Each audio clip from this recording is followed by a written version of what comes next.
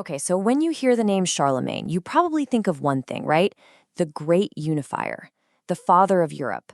I mean, his whole story, back in the 8th and ninth centuries, it's basically the bedrock of Western history as we know it. But what if that whole story isn't true?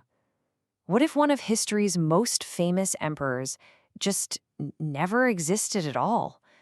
Now, that sounds crazy, I know, but we're going to dive into a pretty wild theory laid out in our source material. The idea is that Charlemagne isn't a real person, but more like a historical phantom, a ghost built from the lives of other people, but projected way, way back in time. So, where do you even start with a claim like that? Well, the first piece of evidence this theory presents is a really strange and really long silence in the historical record. And it starts with the most basic thing you can imagine, his name. So the first clue the theory points to is the name Karl itself. You've got the Carolingian dynasty, right? It's named for Karl Martel, it's full of Karls. But then look at this timeline. Around the year 900, something really strange happens. The name just evaporates. It's gone. For more than 300 years, in the very heartland of his supposed empire, not one king, not one duke, not one major noble is named Karl. Our source calls this the Karllose Zeit, literally, the Carlless Time. Think about that for a second. Over 300 years. The source argues that for a name that belonged to this legendary hero, this saint, this founding father of Europe, for it to just disappear like that, that's not just a coincidence. That is a massive, glaring anomaly that needs an explanation. Why on earth would everyone just stop using the name of Europe's greatest emperor? And it wasn't just royalty who dropped the name.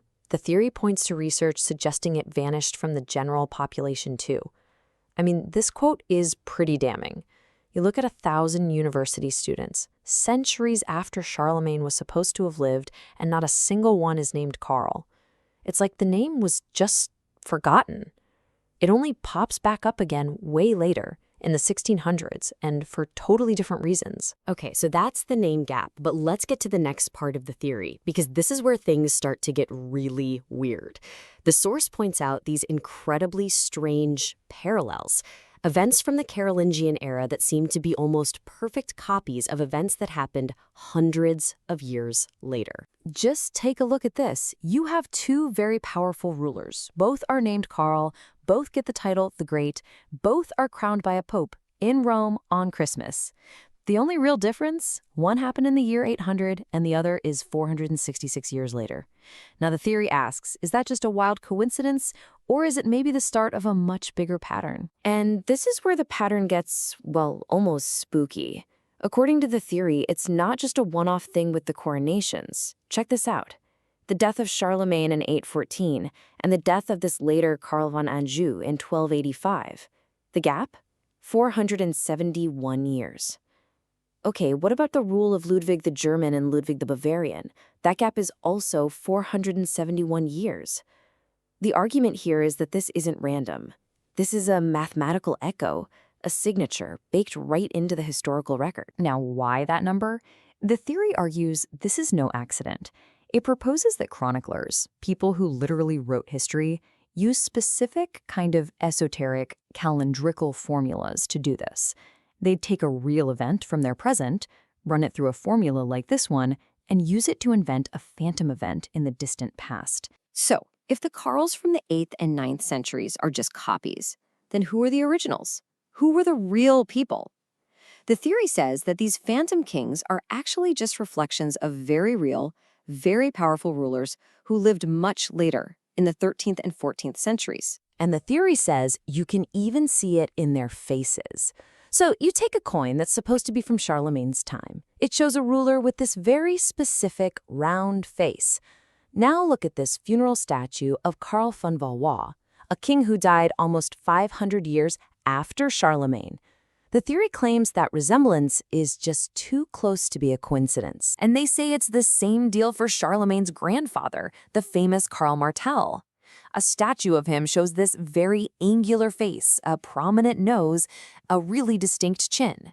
And then you look at the statue of Karl I von Anjou, yeah, the same guy whose coronation was a mirror of Charlemagne's, And the source argues it's practically the same person. Same face, same nose, same chin, even the same haircut. So here's the big takeaway from the theory.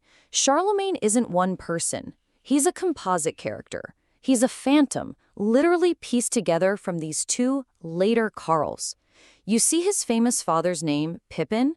Well, that's just the old French version of Philippe, who is the father of one of our models. And his death date?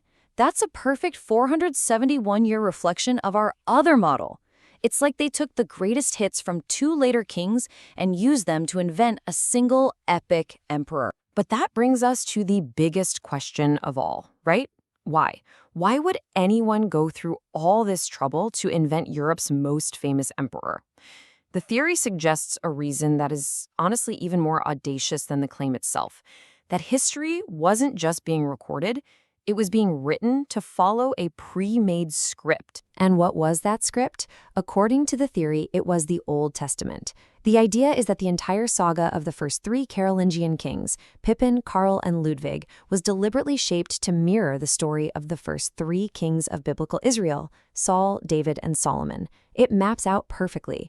You get the first divinely anointed king, then the great warrior king who massively expands the empire, then his peaceful successor who builds a great holy place.